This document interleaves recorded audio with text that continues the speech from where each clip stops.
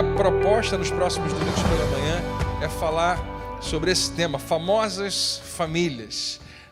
Essa expressão eu trouxe só para lembrar você que cada uma das famílias que a gente vai lembrar aqui, com certeza você já deve ter ouvido falar delas antes, são famosas, e todas elas vão estar na Bíblia, todas elas, essas famosas famílias estão aí na nossa Bíblia.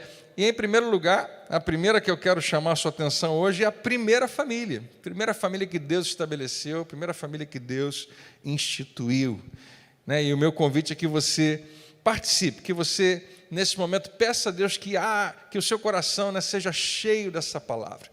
Antes de a gente compartilhar, eu quero orar com você e convidar você a liberar a sua fé nesse momento, para confiar que Deus vai estar nesse instante falando ao seu coração. Você sabia que Deus está aí com você nesse momento? Está aí na sua casa, está aí no seu carro, ou em qualquer outro lugar, está aí com você nesse leito, se você estiver, e não tenha dúvida, Ele quer falar ao seu coração. Abra o seu coração, confia em Deus. Vamos orar? Pai, muito obrigado. Nessa manhã, Senhor, nós somos Teus mais uma vez, estamos entregando a Ti esse culto, estamos entregando a Ti a nossa atenção, estamos entregando a Ti, meu Pai, a nossa reverência. Nós vamos colocar os nossos olhos na Tua palavra e ela tem poder hoje para causar mudanças dentro de nós e fazer ajustes e nos ajudar a tomar as decisões que nós precisamos tomar. Fala conosco, Pai, eu oro te pedindo que me ajude a ser um mensageiro nessa manhã, nada de mim, tudo de Ti, porque toda a glória pertence a Ti. Recebe todo o louvor em nossas vidas. Em nome de Jesus, amém e amém. Aqui na sua tela deve aparecer os versículos que eu coloquei, mas você pode também, se você desejar, acompanhar na sua Bíblia. Nós vamos ler o livro de Gênesis, alguns versículos. O primeiro versículo que nós vamos ler é Gênesis no capítulo 2. Na verdade, como a gente está falando da primeira família, a gente está falando do primeiro tudo, Tudo que acontece lá em Gênesis é a origem de todas as coisas e é a origem dessa primeira família. Então vamos ler alguns versículos falando sobre Adão, a criação do homem e também da sua esposa, Eva, da primeira mulher. Então, no capítulo 2 de Gênesis, no verso 7, diz assim: Então, o Senhor Deus formou o corpo humano do pó da terra e soprou em suas narinas o fôlego da vida, e ele tornou-se um ser vivo. Esse é o relato, em pouquíssimas palavras, da criação do primeiro ser humano. E eu hoje quero chamar a sua atenção de que Deus estava criando toda a humanidade a partir dali. Nós fomos criados, em algum nível, naquele momento. A semente estava ali no primeiro homem. No versículo 15 desse mesmo capítulo, diz assim: O Senhor Deus colocou o homem no jardim do Éden para cuidar dele e o cultivar. E deu-lhe a seguinte ordem, deixa eu ver se está certinho aqui: você pode comer de toda a árvore que está no jardim, mas não coma da árvore do conhecimento do bem e do mal, porque no dia em que comer dessa fruta, certamente você morrerá. Depois disse o Senhor Deus: não é bom que o homem fique sozinho. Vou fazer para ele uma companheira, uma auxiliadora que lhe corresponda. Deixa eu parar aqui e fazer menção a você do versículo 17 e do versículo 18. Se nós quisermos olhar para a palavra de Deus e interpretar como ela está aqui, você vai ver que existe uma ordem para as coisas. No versículo 17 diz: Deus está dando uma ordem a Adão, ao primeiro homem. Na verdade, no versículo 16 e 17, ele fala: você pode comer de tudo, todas as árvores, todas, menos uma. E Deus dá um limite para o homem. É uma coisa que, em geral, a gente nem compreende muito bem, a maioria, talvez, de nós. Mas se você parar para pensar, não é tão complicado. Deus estabelecer algum limite é muito importante. Deus dizer não, pelo menos para uma coisa, é muito importante, porque dá a você, finalmente, a capacidade e o poder de escolha.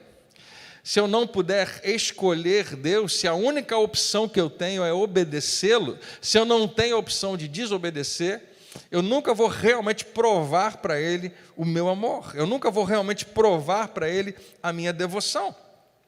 Mas Deus diz, então, uma árvore você não vai tocar. E no versículo 18 diz assim, depois... Então eu posso interpretar que esse depois é realmente depois. Primeiro Deus fala com o homem, dá uma ordem a ele, dá uma responsabilidade a ele, e diz, depois disse o Senhor Deus, não é bom que o homem fique sozinho. E você vai ver então agora a criação da mulher. Não é bom que o homem fique sozinho, vou fazer para ele uma companheira, uma auxiliadora que lhe corresponda. E no versículo 24 diz assim, esta é a razão pela qual o homem deixa o seu pai e a sua mãe e se une à sua mulher e os dois se tornam um só ser. Os versículos que eu pulei, eles vão falar da criação da mulher, que Deus faz o homem dormir, né, dá uma anestesia geral nele, e pega uma das suas costelas, parte dele mesmo, e cria uma mulher. É muito para nós imaginarmos, mas se nós acreditamos que Deus é criador de todas as coisas, o que Ele não pode fazer? E qual é a matéria-prima que Ele não pode usar? Mas lá no iniciozinho vai dizer que Deus formou o homem e a mulher, e talvez a gente pudesse entender que toda a humanidade estava ali, só que a mulher vai ser tirada ali do corpo do homem e vai ser feito como algo separado. Então agora são duas pessoas.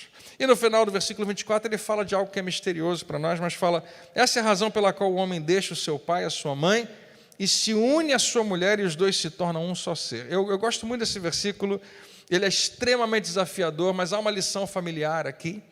Deixar o seu pai e a sua mãe e se unir à sua mulher.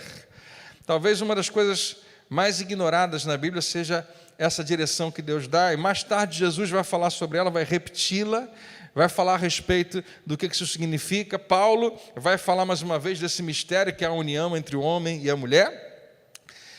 Mas aqui está algo que tem que chamar nossa atenção. Ele fala de deixar o seu pai e a sua mãe, ou seja, deixar a sua família de origem e se unir à sua mulher.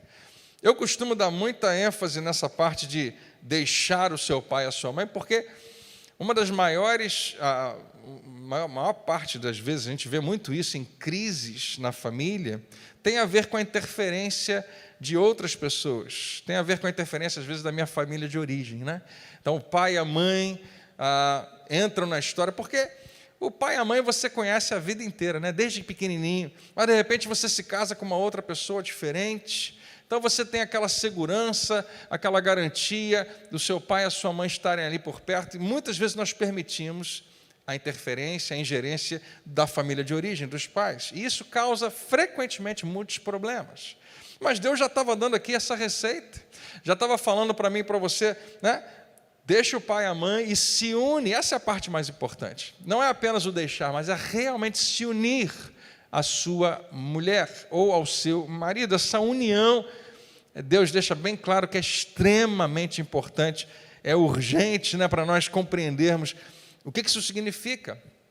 Não é a união apenas que acontece no casamento, quando alguém dá as mãos, troca aliança, assina o papel, ou tem uma relação íntima. Não, ele está falando de uma união muito maior, muito mais profunda. E essa é uma das lições que a gente vê aqui. No capítulo 3, a Bíblia fala como o primeiro pecado entra nessa história. O pecado original aparece aqui nos versículos. Capítulo 3, versículo 1 diz assim, a serpente era a mais astuta de todas as criaturas que o Senhor Deus tinha feito. Ela aproximou-se e perguntou à mulher, e olha como é que a serpente chega. É verdade que Deus disse que não deviam comer do fruto de nenhuma das árvores do jardim? E a mulher respondeu à serpente, nós podemos comer do fruto de todas as árvores do jardim, exceto da árvore que está no meio do jardim, ou seja, a árvore do conhecimento do bem e do mal. Nós não podemos ignorar essa astúcia da serpente. A serpente, né, que nós vamos entender mais tarde, a própria leitura bíblica vai nos trazer para isso, que é o próprio inimigo, que é o Satanás, que é o diabo, que vem para tentar o homem.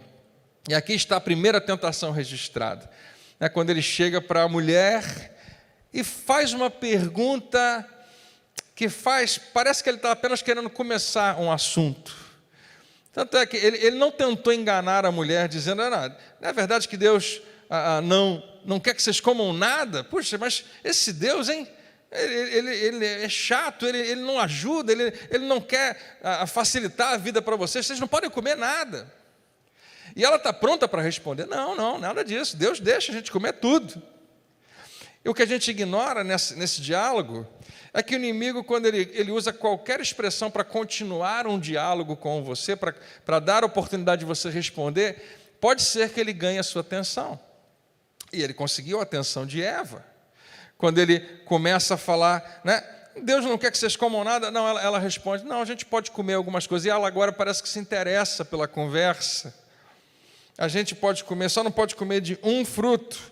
E no versículo 3 ela fala, e Deus disse que não podemos comer da fruta daquela árvore, nem sequer tocá-la, senão morreremos. Eu não sei nem se Eva sabia o que significava isso. Porque pensa bem, Deus deu a Adão e Eva essa ordem, olha, vocês não vão comer, porque se vocês comerem, vocês vão morrer. Ou seja, não comendo, a gente vive. Eu acho que todo mundo pode facilmente chegar à conclusão de que Deus fez o homem para viver e nunca morrer, para viver para sempre. A Bíblia fala de uma outra árvore que estava lá no meio do jardim também. Essas duas árvores estavam no meio do jardim. Tinha a árvore da vida. E possivelmente, eu não sei, o homem comia desse fruto também. E vida não faltava. Mas ela fala, existe morte também. E Deus disse que se a gente tocar, se a gente comer desse fruto, nós morreremos. Talvez ela nem entendesse o que isso significava, mas ela estava prestes a saber. E o inimigo, no versículo 4, ele fala com muita convicção o inverso do que Deus falou. Deus disse assim, certamente vocês morrerão. No versículo 4, o diabo vem e fala, certamente vocês não morrerão. Eu acho sempre fantástico como nós acreditamos, quando alguém fala com muita convicção, algo tão falso e tão mentiroso. E é assim que acontece até hoje.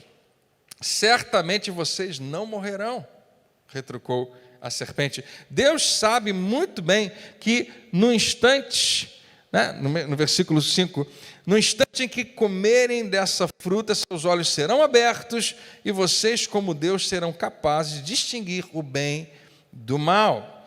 Nós não vamos aqui fazer, né, toda a teologia que está nesse versículo, mas eu queria fazer você pensar o seguinte, será que Deus quer tirar de você ou suprimir de você alguma coisa que é boa? A gente pensa, mas será que não era bom para Adão e Eva saberem distinguir entre o bem e o mal? Por que Deus parece que está não permitindo que eles cheguem nessa árvore? Eu queria lembrar você que mesmo sem entender tudo isso, nós podemos confiar que Deus tem sempre o melhor para nós. E Deus colocou um limite. Porém, no versículo 6 diz, a mulher ficou convencida, reparando na beleza daquela árvore e que a sua fruta era agradável ao paladar e atraente aos olhos. Não é assim que a gente sempre cai, né? Todo pecado tem isso, tem algo agradável aos olhos, ao paladar, atraente aos olhos. E diz assim, além de lhe dar entendimento, tomou a fruta e comeu-a. Aqui está o primeiro pecado. Depois ofereceu a seu marido e ele também comeu. Ambos fizeram.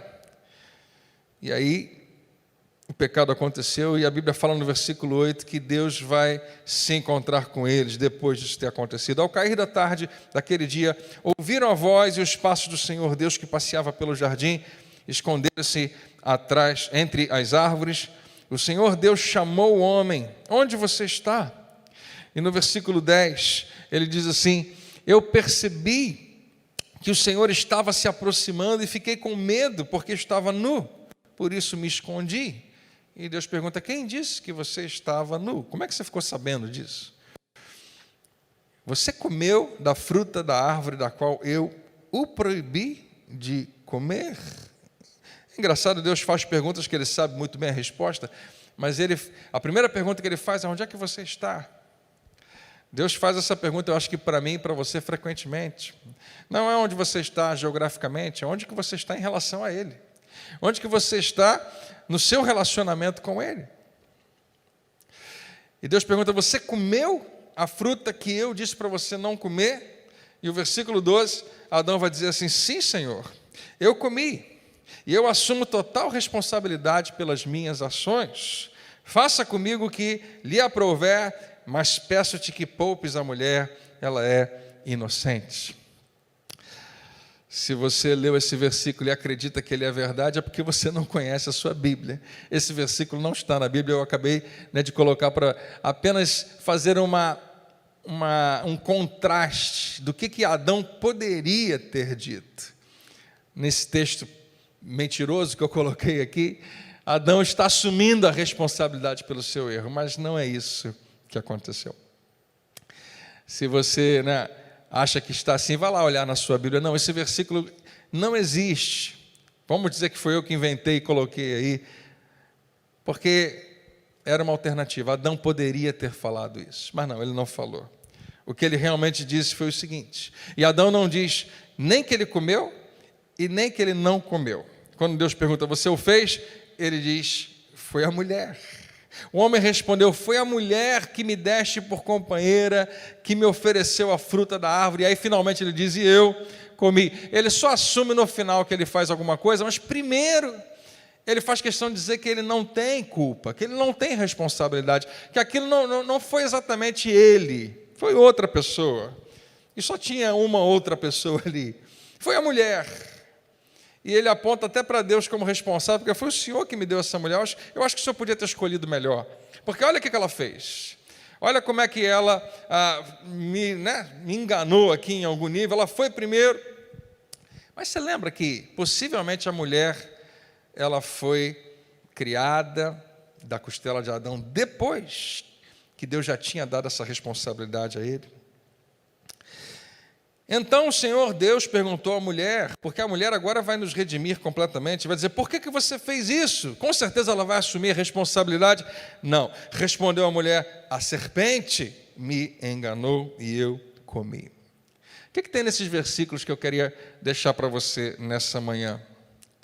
Existe a questão que parece que desde a primeira família, desde o primeiro casal, ficou impresso geneticamente em toda a humanidade. Nós temos, possivelmente você não é diferente, uma dificuldade imensa de assumir a responsabilidade pelas nossas ações, de assumir a culpa pelo que nós realmente fizemos.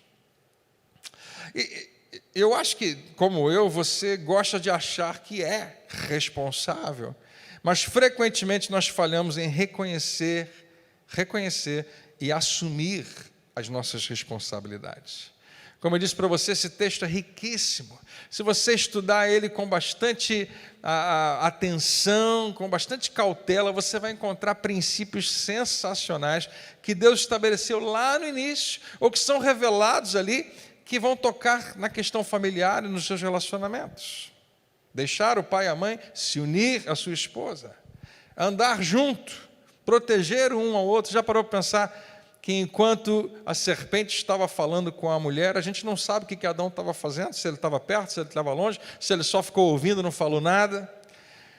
Mas eles não se protegem ali uns aos outros, nem protegem do inimigo e nem protegem de si mesmo, porque muitas vezes nós temos que ser protegidos das coisas ao nosso redor. Nós temos que ser protegidos de intrusos, nós temos que ser protegidos da interferência de outras pessoas, principalmente na questão familiar. Mas muitas vezes eu preciso ser protegido de mim mesmo. Eu preciso de uma companheira, minha esposa, eu preciso de amigos, eu preciso de pessoas que vão me ajudar a me proteger de mim mesmo, de não tomar decisões que eles sabem que vão ser perigosas. Não, se eu amo você e eu vejo você caminhando para um precipício e eu não faço nada, o meu amor por você parece que ele deve ser questionado. Mas aqui estão tantos princípios. Eu acredito, que quando você olha para isso, você chega a algumas conclusões. Eu acredito que a família vai bem quando o casal se prioriza. Há muitas famílias que têm dificuldades imensas nessa parte. Coloca ou os pais antes do marido ou da esposa, ou coloca os filhos antes da esposa, do marido, ou coloca até do trabalho e outras coisas. Mas quando o casal se prioriza, quando eles são colocados no lugar mais alto, da sua vida, a família vai bem. Isso toca em todo mundo. Eu costumo dizer que um dos maiores presentes que nós damos aos nossos filhos é ter um casamento, né, que não é perfeito, mas que se ajusta o tempo todo. A família vai bem quando o casal se protege ao invés de competir um com o outro. E a família sofre quando permite a interferência de outros em questões que deveriam ser só da família. Filhos sofrem quando os pais não assumem as suas responsabilidades. E, na verdade, todo mundo sofre quando alguém não assume a responsabilidade. Nessa manhã eu queria deixar isso com você. Responsabilidade, melhor dizendo, irresponsabilidade afeta todo mundo. Não foi isso que aconteceu com Adão? A irresponsabilidade dele afetou toda a humanidade. Eu e você temos os efeitos da decisão dele não ser responsável com o que Deus tinha falado com ele. Veja o que Paulo escreve aos Romanos, no capítulo 5, verso 12. Quando o pecado entrou no mundo, e quem abriu essa porta? A gente sabe, foi Adão, né? Por meio de um homem, o pecado entrou na raça humana inteira. O pecado dele, de um homem só, trouxe consigo a morte a todos os homens, porque nele aí, né, todos pecaram. Nós não vamos ler o restante desse capítulo, mas graças a Deus, continue lendo depois Romanos 5, tem boas notícias ali.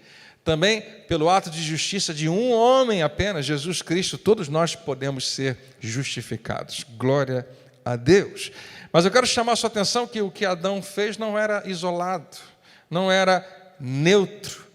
E o que você faz também não é. As decisões que você toma, goste ou não, aceite ou não, vai afetar a vida de outras pessoas, especialmente da sua casa, da sua família. Irresponsabilidade não é algo que a gente deixa lá e todo mundo pode deixar para lá. Não, sempre tem um efeito. Quando alguém é irresponsável, outro tem que aparecer para arrumar a bagunça que foi feita. Em tempos de quarentena, esse assunto deve ser muito comum na sua casa. Quando os filhos fazem uma bagunça, alguém tem que arrumar. E a gente muitas vezes, né, se eles já podem fazer isso, a gente fala, não, vocês têm que se responsabilizar, vocês têm que arrumar a bagunça de vocês. E se eu arrumo o tempo todo a bagunça dos meus filhos, eu estou dizendo para eles que tudo bem eles serem irresponsáveis. Né? Existe tanta coisa para a gente aprender, mas essa é a natureza da irresponsabilidade.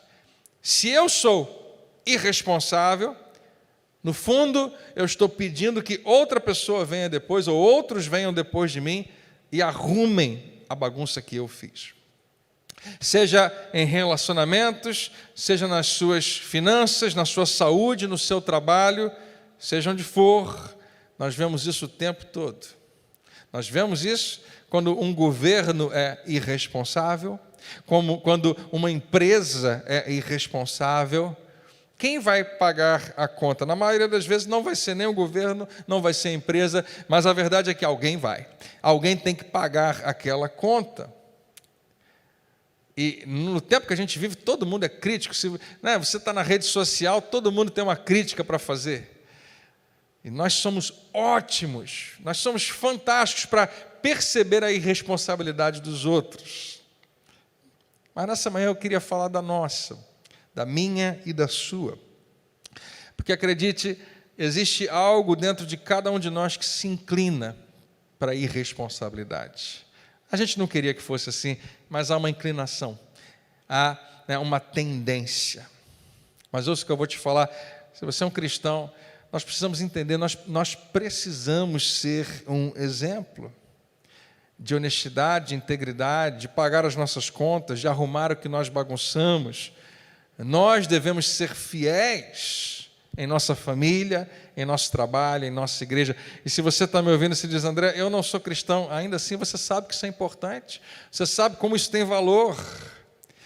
E quando eu li essa passagem lá da primeira família com você, você vai perceber que antes de Deus dar ao homem qualquer coisa, Ele deu ao homem responsabilidades. Antes de dar qualquer outra coisa, antes de Deus dar qualquer outra orientação, ordem, qualquer informação, a primeira coisa que Deus dá ao homem é responsabilidade. Antes do pecado entrar na terra, o homem já tinha responsabilidade. Eu não li com você o primeiro capítulo de Gênesis, mas lá diz o seguinte: criou Deus o homem à sua imagem. A imagem de Deus o criou, homem e mulher os criou. Deus os abençoou, que versículo maravilhoso. Os abençoou e disse-lhes: multipliquem-se, encham a terra e dominem-na. Aqui está responsabilidade. Tenham poder sobre os peixes, sobre as aves dos céus, sobre os animais que rastejam pela terra. E ele continua falando. E no versículo 29 ele diz: e disse mais: eu dou a vocês todas as plantas que nascem na superfície de toda a terra e que dão semente, e todas as árvores frutíferas que dão semente, elas servirão de alimento para vocês. Deus disse: vocês têm uma responsabilidade de cultivar e de dominar toda a terra. Antes dos 10 mandamentos, antes da lei, antes agora do pecado entrar na terra, Deus deu responsabilidade ao homem. Por que eu estou dizendo isso para você nessa manhã? Eu estou dizendo isso para você porque está dentro de nós, geneticamente, na nossa criação, como homens.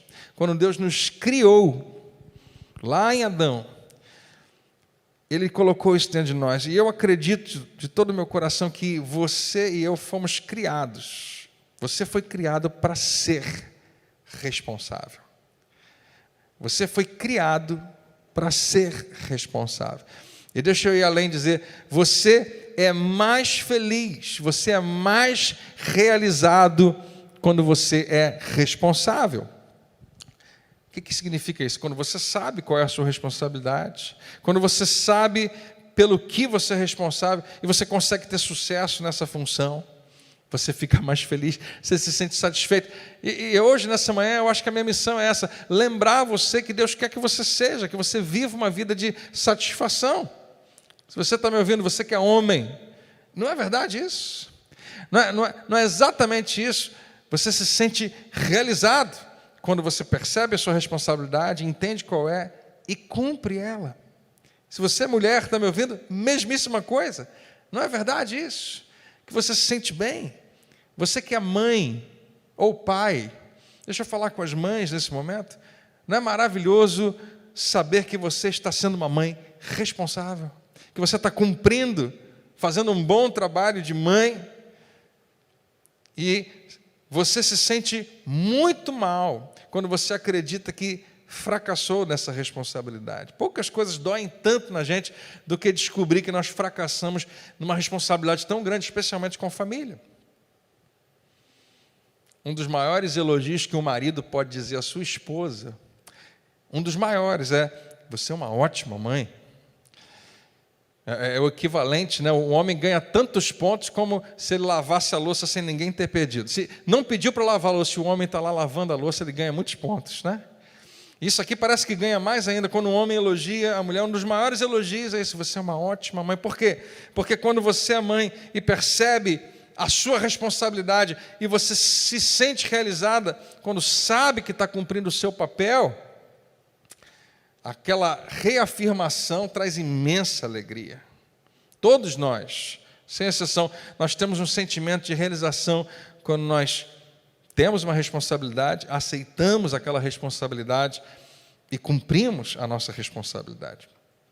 Você foi projetado por Deus assim, para se sentir assim.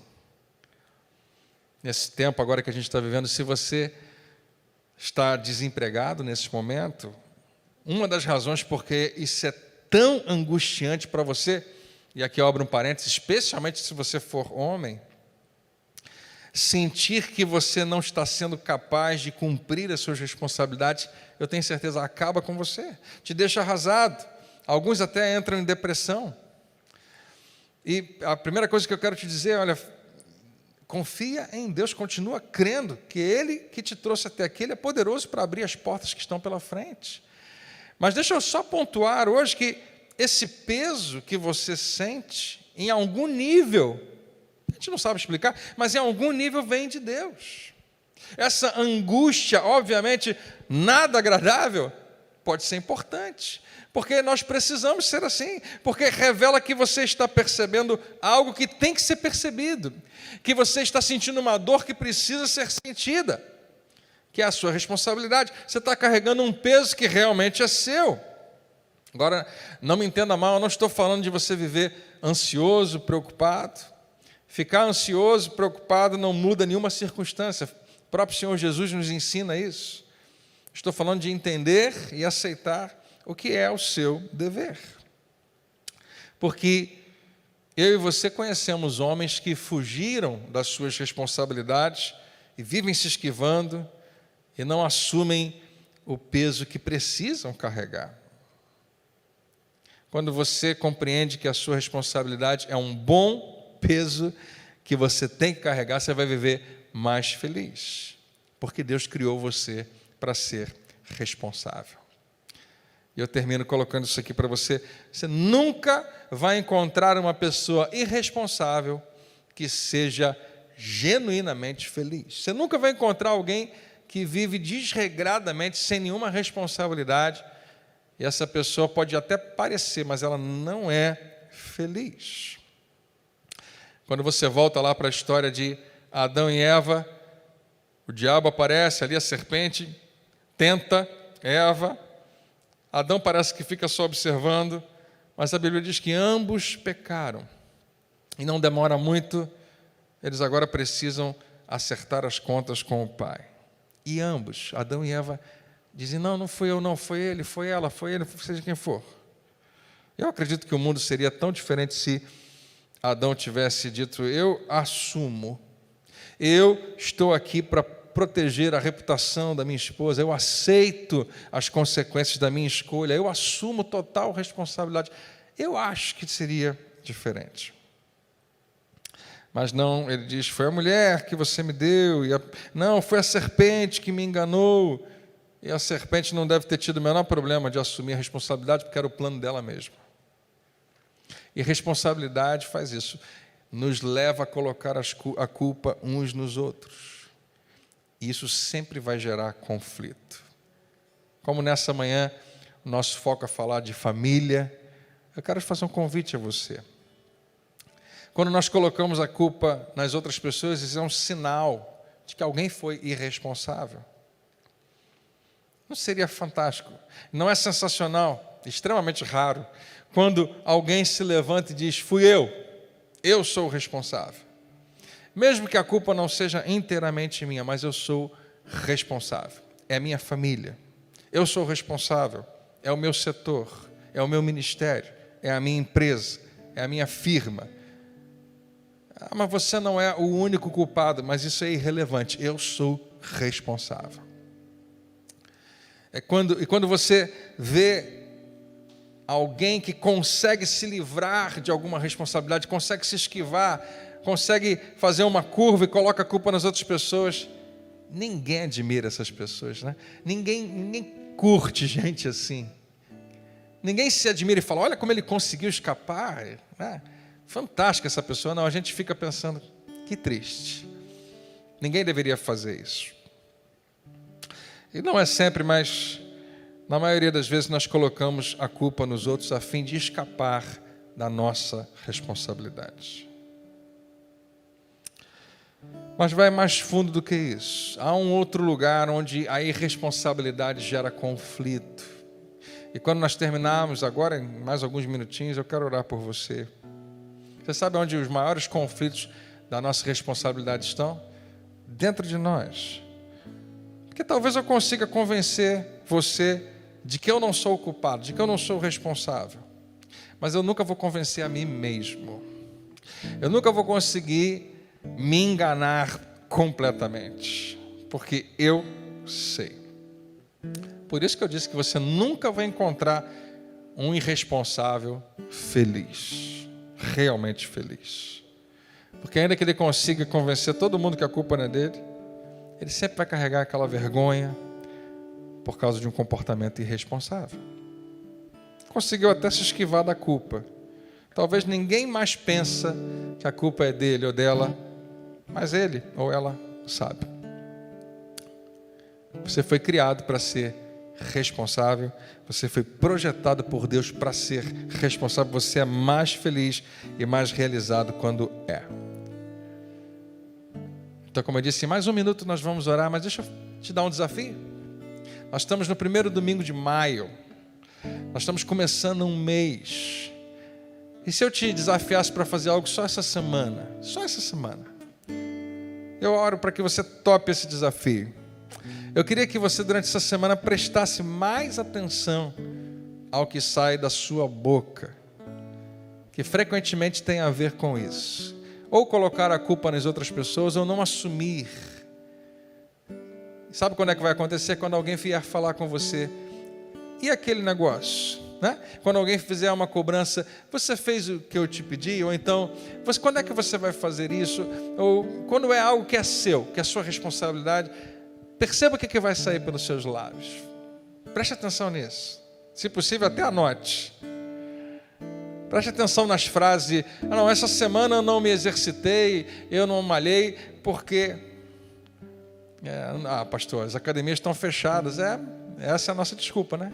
Mas você consegue dar uma caminhada, subir uma escada, fazer um exercício em casa? Não, eu comi demais porque... E nós temos uma boa desculpa. Eu não terminei aquele trabalho porque eu estou assim, porque eu não consigo, porque eu não gasto tempo com Deus, porque eu não gasto tempo com a família, porque tem isso, tem aquilo outro. Eu sei que isso é certo, mas eu não faço porque... Não, eu sei que isso é errado, mas eu acabo fazendo porque... Enquanto você fizer isso, durante essa semana, pensando na maneira como você mesmo está falando, eu acho que você vai achar até engraçado, vai até lembrar de mim. Olha aí, não é que eu faço mesmo isso? Olha, eu espero que você descubra em algum momento que não é só você, todos nós. Mas a única parte que você tem controle é a sua parte. E quando isso acontecer, eu queria que você parasse um pouquinho e fizesse uma rápida oração. Dissesse: Senhor, me ajuda a reconhecer e assumir as minhas responsabilidades. Porque quando você se esquiva de assumir a sua responsabilidade, alguém vai vir depois e arrumar a bagunça. Não é algo isolado.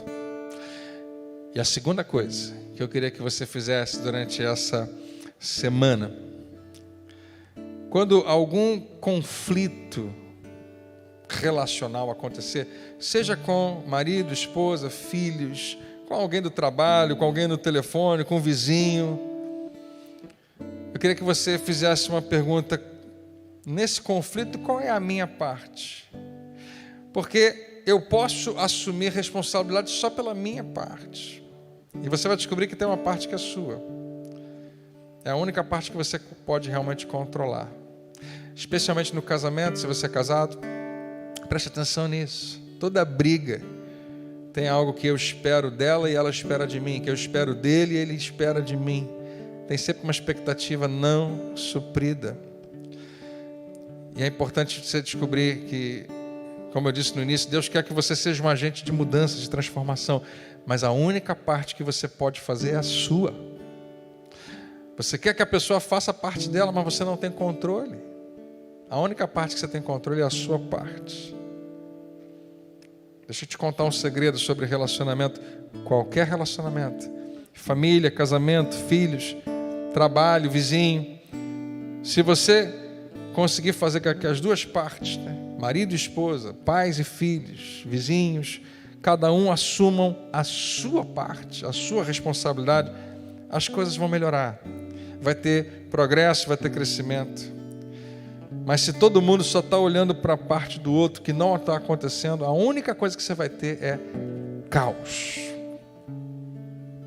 Então, durante essa semana, quando você experimentar qualquer tipo de conflito nos seus relacionamentos, você estaria disposto a parar por um minuto e se perguntar: qual é a minha parte? Qual é a minha responsabilidade? Será que eu estou verdadeiramente assumindo a minha parte? Eu acho que isso pode fazer maravilhas na sua casa essa semana. Pode começar até algo novo. Pode ser uma bênção. Deus criou você para ser responsável. Você é mais feliz e mais realizado quando é responsável. Descobre as suas responsabilidades, toma posse delas e é bem-sucedido nessa missão. Mas a gente vive numa sociedade contagiosamente irresponsável. Chegou a hora de nós nos tornarmos mais proativos. Chegou a hora de nós pedirmos a Deus: Senhor, dá-me discernimento e coragem para só fazer o que o Senhor me mandou fazer. Que Deus nos abençoe, que Deus nos capacite a fazer o que Ele nos convida nessa manhã. Lembrou então quais são os desafios dessa semana? Observe o que está saindo pela sua boca, porque a gente se esquiva o tempo todo. Vai ser importante você fazer uma autocrítica, e eu também.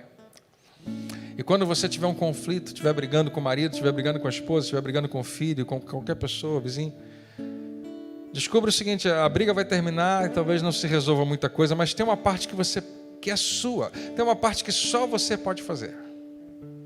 Pergunte a si mesmo: eu estou fazendo a minha parte? Eu estou fazendo a parte que só eu posso fazer? A única que eu tenho controle?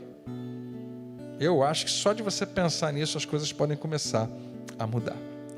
Amém? Nós vamos orar pela sua casa agora, pela sua família. E nós vamos confiar que Deus está aí, envolvendo você, envolvendo a sua família. Eu não sei qual é a configuração da sua família. Eu não sei se tem alguém que deveria estar aí e não está. Eu não sei se tem alguém que você perdeu nesses últimos dias, está sofrendo muito, começando esse processo de luto tão difícil. Eu não sei, se você está sofrendo na família pelos motivos mais variados, porque está faltando às vezes o principal. Não há respeito, não há amor, não há isso, não há aquilo. E André, você está me falando para assumir a minha responsabilidade? É a única parte que você pode fazer. Mas assumir a minha responsabilidade resolve tudo? Não sei. Mais uma vez, você só tem controle da sua parte. Mas uma coisa eu sei: em geral, quando eu faço a minha parte, Deus faz a dele. Deus se envolve, Deus participa. Deus, Ele sempre responde à nossa fidelidade. Se você não tem controle de alguma parte, entrega a Ele. Deixa Ele fazer. E não abra mão de fazer a sua. Amém? Se você está assistindo esse nosso culto online, participando com a gente, e você nunca tinha feito isso antes aqui com a gente, eu quero orar por você também, pela sua casa, pela sua família. Eu quero te convidar a se envolver mais com a gente, a estar mais perto. Se você quiser entregar a sua vida a Jesus hoje, começar um novo tempo com Ele, escreve aí nos comentários: eu quero Jesus. Nós vamos orar por você. Na verdade, vamos fazer isso agora.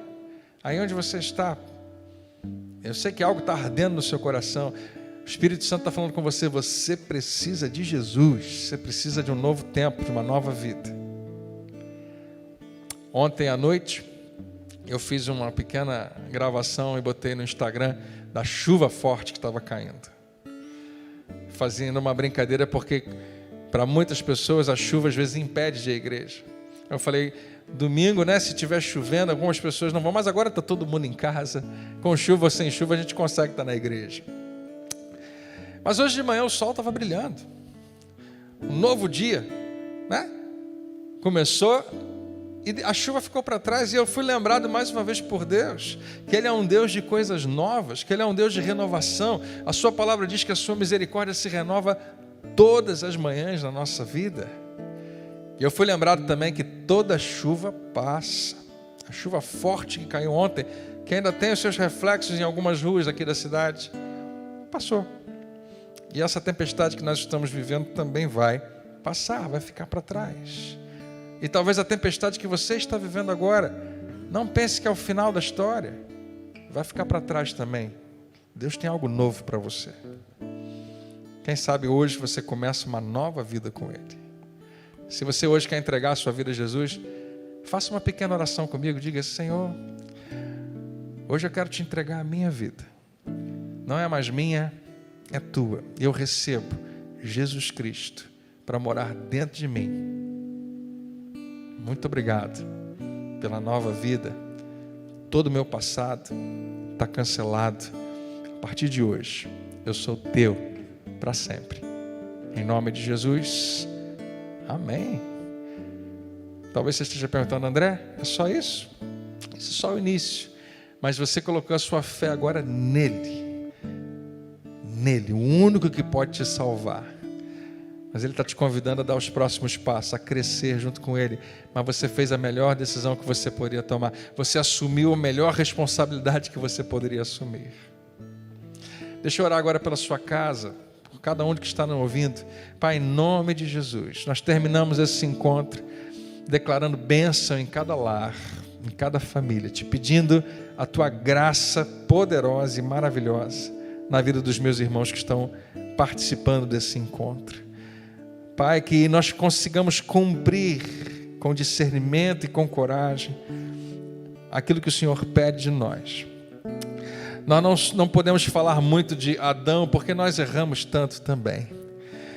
Mas ele está sendo um exemplo para nós hoje, de como uma responsabilidade não cumprida afeta tanta gente, afeta toda a família.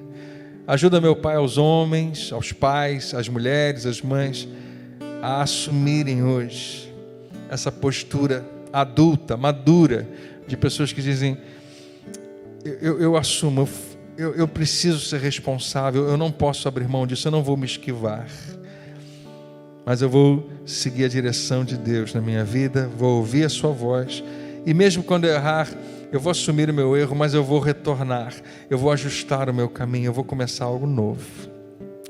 Que assim como essa manhã nasceu com o sol, deixando uma chuva para trás, que nós estejamos começando um novo tempo na nossa vida hoje. Um novo tempo, mais claro, mais brilhante, mais cheio da Tua luz e da Tua presença. Que cada casa, cada família seja abençoada por Ti. Senhor, nós Te louvamos, Te damos toda a glória. Abençoamos cada lar. Pai, conforta corações que estão chorando nesse momento. Traz paz, meu Pai, conforto e renovação na vida de irmãos e irmãs.